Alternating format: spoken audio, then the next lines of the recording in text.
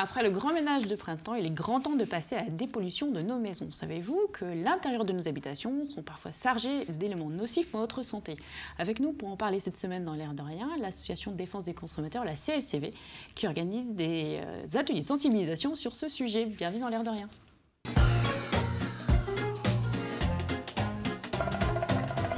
Bonjour Émilie. Bonjour. Ça va bien? Ça va bien. Jusque-là, ça va. Bien. Donc la Ligue, quelle actualité pour la Ligue de l'enseignement? Alors, quelle actualité? Alors, je suis toujours partie dans mes initiatives locales, mais bon, c'est important. Avec Olangon, petite commune, Sud-Vendée. Sud-Vendée. Ouais, Oui. Très petite commune, qui va accueillir pendant une semaine des élèves de l'île de la Réunion. Un échange hyper chouette, très sympa, autour de la citoyenneté, etc. Donc, original, très bien. Donc c'est l'objet de votre chronique tout à l'heure. Avec nous, deux invités cette semaine dans l'air de rien. Bonjour. Bonjour. Guy Chabrol, vous êtes président de la CLCV, qui est une association de défense des consommateurs. Vous allez nous expliquer un petit peu de quoi il s'agit pour ceux qui seraient passés à côté de la CLCV depuis que ça existe. Et puis, Madame Guillotot, vous êtes animatrice à la CLCV. Et puis, on va voir, vous allez nous expliquer, c'est vous qui animez les ateliers sur la qualité de l'air intérieur. Alors, la CLCV, j'ai dit que c'était une association de défense des consommateurs. Oui. Oui, peut-être expliquons l'acronyme. Oui, l'acronyme, donc CLCV, C pour consommation, oui. L pour logement et CV pour cadre de vie. D'accord. Donc en consommation, donc on renseigne les consommateurs sur ces droits et on les aide à régler leurs litiges. Oui, d'accord. Au niveau du logement, donc logement privé, on aide les locataires et les copropriétaires à régler leurs problèmes. Là aussi. Et au niveau du logement social, on est là aussi pour aider les locataires en groupe ou individuellement. Pour de la sensibilisation sur certains... Alors, sensibilisation, mais aussi pour les aider à traiter les problèmes qu'ils peuvent avoir avec les bailleurs sociaux. Et nous sommes aussi représentés chez les bailleurs sociaux dans les conseils d'administration, donc chez les 3 bailleurs sociaux.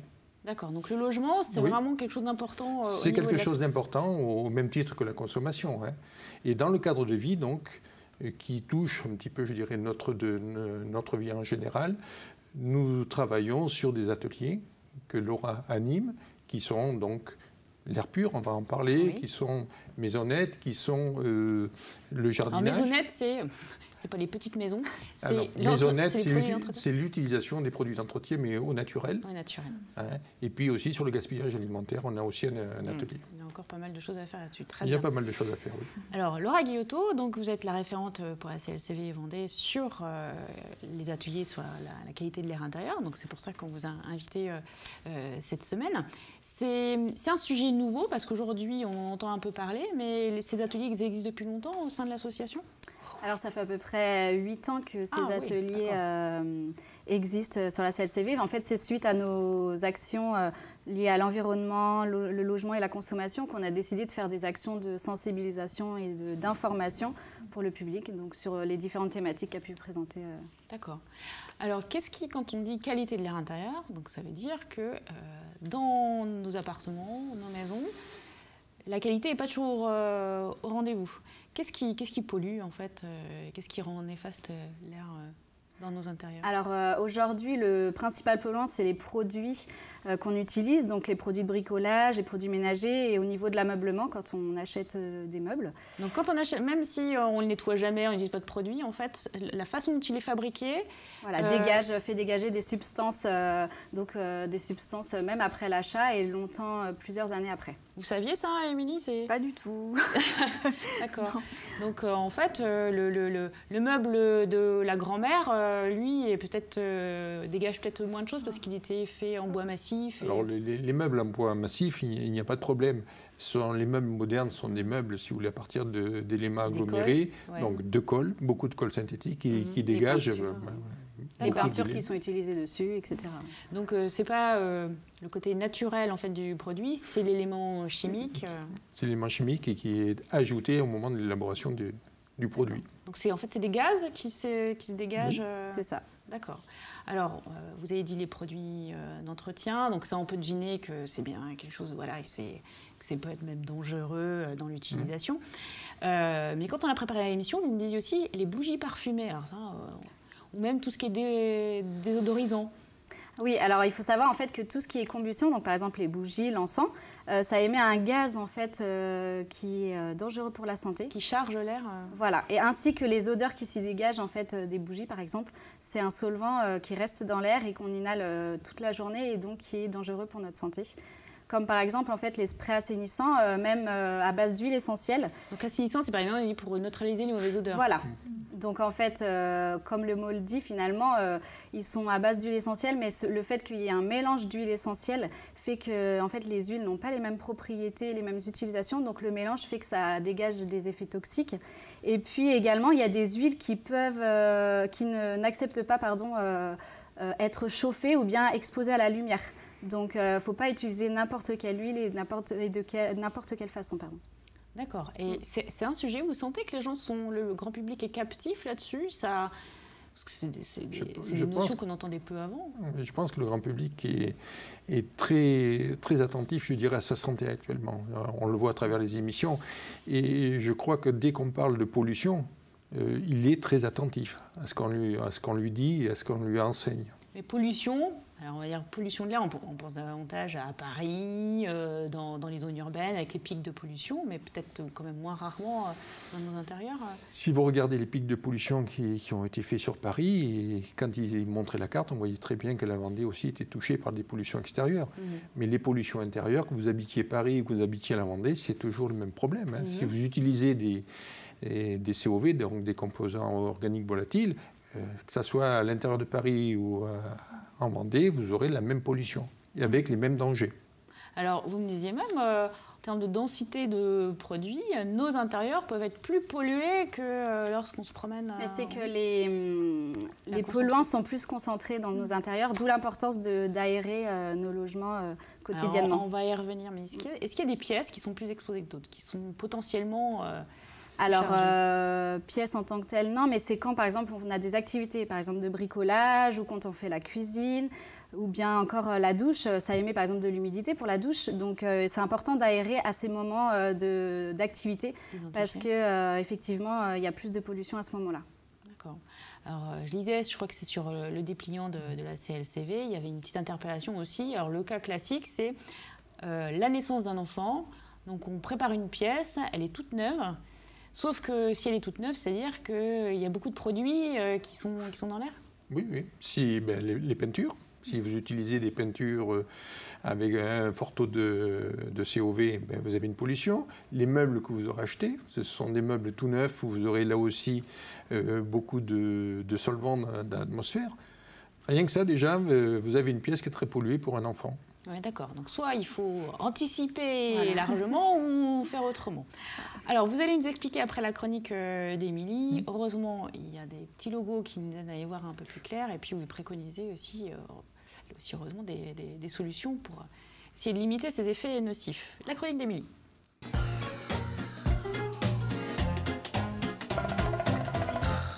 Des Réunionnais dans le sud Vendée. Pour une belle rencontre. C'est ça. Alors, une rencontre qui a mis beaucoup de temps à se faire, parce que c'est un gros projet entre les enseignants, avec tous les kilomètres qui séparent ces deux endroits. Donc, porté par la Ligue de l'enseignement, je ne l'ai pas dit. Alors, porté, alors pas vraiment, puisqu'en fait, l'enseignant du Langon, voilà, c'est un amicaliste, donc association aussi affiliée. Donc, bon, voilà, on les soutient aussi par ce biais-là. Il y a un vrai projet, en fait, autour de cette rencontre. C'est pas juste se faire rencontrer des enfants qui vivent très loin les uns des autres.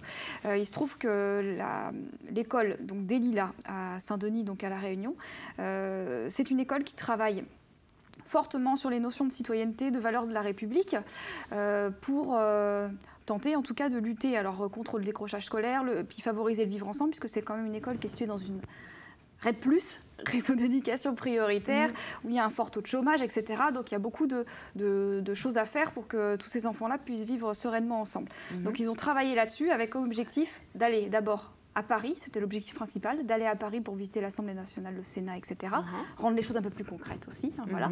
Et puis ensuite, l'aventure s'est poursuivie, pour une autre étape au Langon. Mais je vous propose d'abord de regarder ce qu'ils ont préparé avant d'aller à Paris. Comment lutter contre le décrochage scolaire? L'école des Lilas a apporté sa solution, allier éducation et citoyenneté. Les résultats sont impressionnants, je ne vous en dis pas plus, regardez. Nous sommes dans une classe de CM2 et pourtant Aurore est la présidente du Sénat, Léa la présidente de l'Assemblée nationale et les autres élèves des députés et des sénateurs. L'école des Lilas organise régulièrement des exercices de démocratie. Ici, on propose, on débat et on vote des textes de loi. L'objectif, permettre aux enfants de mieux comprendre la société dans laquelle ils vivent. Autre avantage, les enfants apprennent à s'exprimer, argumenter et connaître les fondements du vivre ensemble. Ce projet éducatif permet aux enfants d'allier apprentissage et plaisir. Ce qu'on a pu constater chez les enfants, c'est vraiment l'envie de venir à l'école, le plaisir d'apprendre. Parce que quand on cible la culture, évidemment, on réussit à chercher l'élève sur le terrain de la sensibilité.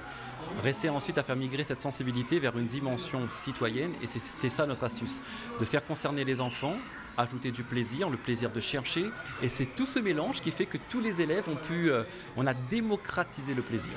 Alors, qu'est-ce qui va se passer au Langon avec... Alors, ce qui va se passer, c'est que déjà, ils se sont rencontrés en amont via Skype, etc. Donc, ils ont échangé. Ils ont tous préparé des petits exposés pour montrer leur façon de vivre aux uns et aux autres. Et ensuite, il y a une très grande semaine qui les attend, puisque les enfants vont être hébergés dans les familles du Langon. Donc, dès le samedi, ils arrivent, ils se rencontrent tous, moment d'échange. Dimanche, journée au Puy du Fou, parce que à l'île de la Réunion, ils en ont aussi entendu parler et ils veulent y aller. Le lundi, ça va être semaine de classe, mais un peu particulière, puisque le lundi, ils vont tous partir ensemble à vélo sur les routes du Marais Poitevin, visiter une ferme aussi de notre Sud-Vendée. Le mardi, ce sera visite de Fontenay, plutôt pour l'architecture, et pause annuelle sur l'Autise aussi à l'abbaye.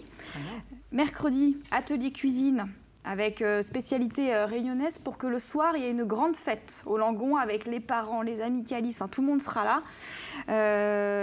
Et le jeudi, il y a une rencontre sport collectif et ça c'est intéressant aussi puisque les écoles... un beau programme, c'est complet. Très complet, ça va être sportif là pour le coup. Les écoles de Mouzeuil, Saint-Valérien et l'Hermenot sont invitées à venir, donc ça va être aussi plus largement qu'au Langon. Vraiment, il va y avoir de vraies rencontres, de vrais moments d'échange. Ça c'est en juin ?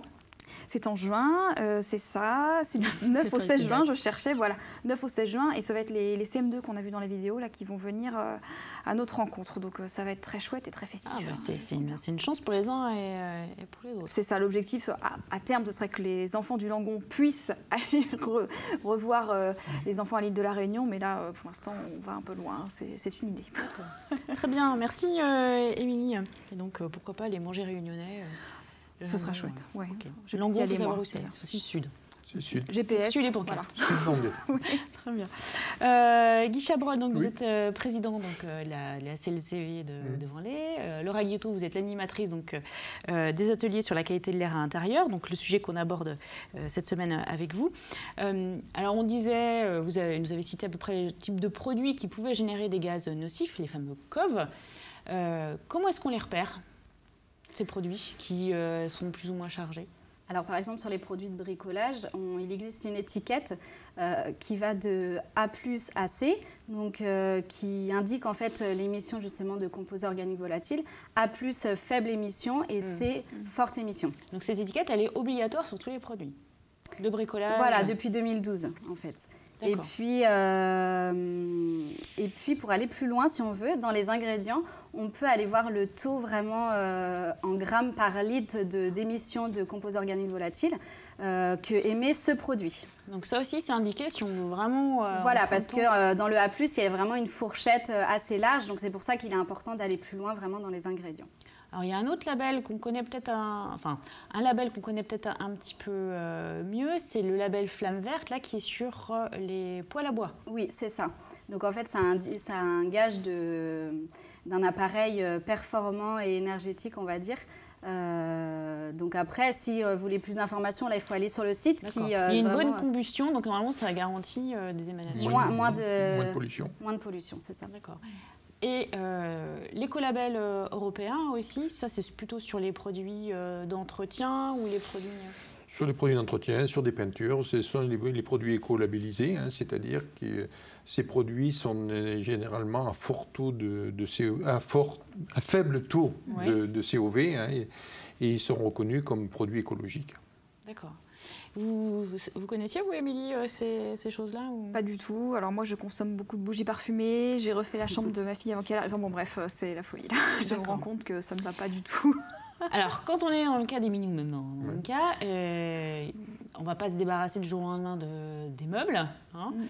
Qu'est-ce qu'il faut préconiser dans ses habitudes ou des choses qu'il faut éviter ? Alors déjà, c'est plus, par exemple, on peut plus agir à l'achat de produits ménagers, par exemple. Donc, privilégier des produits plus naturels pour aussi un gain, pour être plus sûr, avec moins d'ingrédients. Comme ça, qui veut dire moins d'ingrédients veut dire plus naturel. Mais après, effectivement, on ne va pas se débarrasser de nos meubles. Donc, ce qu'il faut faire, c'est aérer au moins 10 minutes par jour, quotidiennement. D'accord. Alors, quand vous me dites aérer 10 minutes par jour, j'entends aussi économie d'énergie. Est-ce que c'est compatible entre la qualité de l'air et... Bien sûr, parce que 10 minutes par jour suffit, on va dire, pour aérer et pour renouveler l'air. Et ça n'a pas le temps de refroidir la pièce, de descendre trop en degrés. 1 à 2 degrés, on perd. Voilà. En 10 minutes. D'accord, il faut oublier de refermer, en fait. Oui. Non, mais c'est très faible, la température qui est perdue. Et, si vous voulez, il y a toujours un choix à faire entre le bien-être d'un côté et les économies. Donc, il faut faire le juste milieu. D'accord, très bien. Et puis, pour l'humidité que vous avez évoquée aussi tout à l'heure, une moisissure sur un bord de fenêtre, c'est pas... Là aussi, ça peut dégager des choses qui sont aussi... C'est ça. Tout ce qui est moisissure, si vous voulez, montre, si vous voulez, que votre intérieur n'est pas sain. Ça veut dire que vous avez de l'humidité dans votre maison est mal aérée. Qui dit moisissure dit mauvais air. D'accord. Donc, vous disiez aussi, je crois, pas calfeutrer les aérations. Voilà, il faut toujours qu'il y ait de l'air qui circule en fait dans la pièce, justement pour éviter après l'apparition de moisissures, par exemple. Que ce soit en été comme en hiver, il faut toujours qu'il y ait de l'air qui circule. Donc, que ce soit les bouches d'aération et bien sûr en dessous des portes aussi, laisser un peu l'air circuler. On enlève le boudin de vanille. Hein. Voilà, vaut mieux. Si on met des VMC dans les maisons, qui sont des ventilations mécaniques, c'est pour justement renouveler l'air des maisons, enlever l'humidité et avoir un air sain. Si vous bouchez toutes les entrées d'air, votre VMC ne sert à rien. Et c'est fréquent ça chez les gens, vous constatez qu'on bouge? Ça existe si vous voulez, parce que les gens disent à partir du moment où la VMC tourne, on refroidit la maison. Ah, d'accord. Donc il y a toujours un problème d'économie d'énergie, mais c'est un faux problème, parce que si votre maison est humide, elle sera difficile à chauffer. Si votre maison est sèche, elle est plus facile à chauffer. D'accord, donc on a tout intérêt... Donc on a tout intérêt à laisser cette ventilation marcher jour et nuit pendant 365 jours. D'accord, très bien. Ça fait un peu de bruit la VMC? Je dis ça parce que j'en ai pas. Non, les VMC ne font pas de bruit. Elles sont suspendues dans les combles. Alors vous avez différents types de VMC. Vous avez la VMC classique, si vous voulez, vous absorbez de l'air froid dans la maison et vous recrachez de l'air chauffé. Vous avez des VMC dits hygro qui se mettent en route dans les pièces humides en fonction du degré d'humidité. Et puis vous avez les doubles flux. Vous avez de l'air, votre air chaud passe dans un genre de radiateur qui vient réchauffer l'air froid qui rentre, donc vous avez moins de perte d'énergie. D'accord. Alors, on a parlé des produits d'entretien. Je crois qu'à la CLCV, vous faites des ateliers pour apprendre à fabriquer soi-même certains produits. Donc là, au moins, on sait ce qu'il y a dedans. Et j'imagine ce que vous proposez, les recettes que vous proposez, elles ne sont pas nocives. Voilà, et puis c'est avec des produits naturels. Donc nous, on propose des produits où il y a des mélanges de différents produits naturels. Après, par exemple, ne serait-ce que du vinaigre blanc, seul, on peut faire plein de choses avec. On peut nettoyer les vitres, on peut détartrer une bouilloire, enfin voilà. Donc il existe plein de produits naturels et bon marché. D'accord. Puis c'est un peu des vieilles recettes, le vinaigre blanc. Voilà, c'est ça. Et vous faites des démonstrations bientôt ou des ateliers de sensibilisation juillet, août, je crois Alors, on sera présent en fait à la fête de l'agriculture au mois d'août. Qui est côté de Sainte-Cécile. Sainte-Cécile, c'est ça. Et puis après, le salon Zéro Déchet qui est présent sur La Roche-sur-Yon qui sera au mois de septembre. Ah, d'accord, très bien. Voilà. D'accord. Et admettons que au sein de mon association ou pourquoi pas de mon établissement, j'ai envie de sensibiliser les gens à la qualité de l'air intérieur. Il faut être adhérent à la CLCV pour vous faire intervenir. Comment ça se passe? Alors, il y a différentes solutions. C'est soit vous êtes déjà adhérent d'une association et dans ce cas-là, on peut faire un atelier à cette association. Soit dans les salons, vous pouvez venir assister, si vous voulez, à des ateliers. Au niveau du salon sur les déchets, nous aurons des ateliers où nous montrerons, si vous voulez, l'élaboration d'un produit. D'accord. Et ça aura lieu où à La Roche-sur-Yon, cet atelier zéro déchet, vous savez? Normalement au Hara, mais il faut encore une validation de leur part. D'accord, on va avoir l'occasion d'en reparler. Voilà. Dans tous les cas, On passe un coup de fil à l'association. Oui. Voilà. Il y a un site internet aussi, donc national. Et puis, et puis il y en a un blog aussi. D'accord, très bien. Donc ça c'est complet. On a plein de raisons de venir vous voir. Ah, plein de raisons, de bonnes raisons. De bonnes raisons, voilà, pour faire mieux les choses. Je vous propose qu'on termine l'émission avec la chronique de Delphine Blanchard qui va nous amener à redécouvrir Monet d'une façon un peu originale.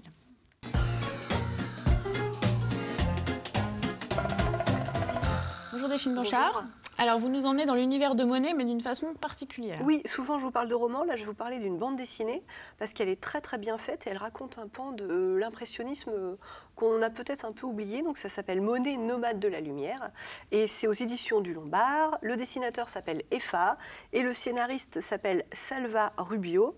Et vraiment, on a l'image de Monet dans sa demeure bourgeoise de Giverny, quand il est déjà vieux. Et là en fait, ça nous raconte vraiment toute sa jeunesse, comment il a commencé à peindre sur le motif, donc en allant directement dans les paysages, et puis comment il a fini par faire ses nymphéas.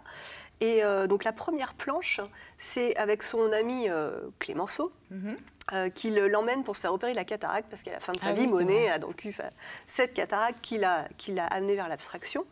Une planche très drôle, puisqu'on voit Monet qui fait pas très le malin, qui a un peu peur. Il faut dire qu'à l'époque, on y allait un peu... l'opération de la cataracte. La cataracte, c'était un peu rude. Et puis là, c'est là où il y a un vrai scénario. C'est une bande dessinée qui a vraiment été écrite.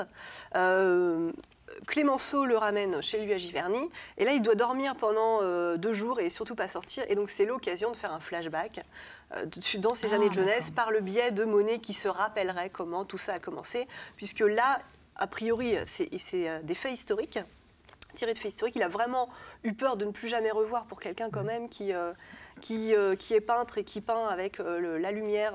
Il s'est dit ça va être catastrophique pour moi, et puis il commence à se remémorer toute son expérience, toute sa jeunesse. Et notamment, on apprend que c'est Eugène Boudin au Havre, qui est un peintre qu'il mésestimait un petit peu, qui lui a mis le pied à l'étrier. C'était une star locale à l'époque, Eugène Boudin, et Monet lui dit « Oh non, il est trop réputé, non, j'ai pas envie d'aller passer du temps avec lui ». Et finalement, un jour, il accepte, parce qu'après 10 propositions d'Eugène Boudin de venir avec lui peindre, eh bien, il se dit, et en fait, oui, il a tout appris, c'est son mentor jusqu'au bout, il se souvient de lui, en lui disant, je l'ai vraiment sous-estimé. C'est lui qui lui a dit que pour peindre des paysages, on ne pouvait pas peindre à l'atelier. Il fallait aller sur le motif, il fallait aller devant la mer, il fallait aller au plus près. Et là, aujourd'hui, l'impressionnisme, souvent, c'est sur les... ça nous fait rire, hein, sur les boîtes métalliques de biscuits. On a des paysages. Et puis, sur les calendriers aussi de la Poste. Alors qu'à l'époque, vraiment, Claude Monet, pour faire entendre qu'il fallait sortir de l'atelier, qu'il fallait aller sur le motif, et puis que peindre, c'était aussi peindre des paysages. Et surtout, son grand truc, l'impressionnisme, avec ce grand tableau qui s'appelait Impression Soleil Levant, c'est que un tableau et un paysage, qu'on le voit le matin, qu'on le voit à midi, qu'on le voit à 16h et qu'on le voit à 20h, selon le soleil, c'est pas la même chose. Et donc, c'était très compliqué à l'époque aussi, parce qu'un tableau, pour le finir, pour avoir la même lumière à 9h, il fallait aller le lendemain matin à 9h, et c'était une technique vraiment impressionnante. Et donc tout ça, c'est raconté de manière... si on ne connaît pas l'histoire... Oui, ce que j'allais dire, est-ce que ça s'adresse à des gens déjà soit qui apprécient Monet ou qui sont un peu connaisseurs Moi, j'avoue que l'impressionnisme, des fois... voilà, je sais pas... Parce que vous mangez trop de gâteaux. C'est ça, j'ai trop de calendriers chez moi sur les murs. À part les nymphéas de Monet, je ne suis pas fan de Claude Monet. Et là, justement, j'ai redécouvert comment il s'est battu pour faire valoir ses idées. Comment, c'est un technicien vraiment impressionnant. C'est un Monet intime. Ouais, on parle le petit bout de la lorgnette, et c'est ça qui est intéressant, en fait. C'est la petite histoire qui raconte la grande. Il n'y a pas besoin d'avoir des références, d'être érudit en art pour vraiment se plonger dans ce livre-là. Et à la toute fin, le dessinateur c'est très bien fait. Il y a des belles couleurs. Enfin, c'est vraiment superbe, un très très très beau livre.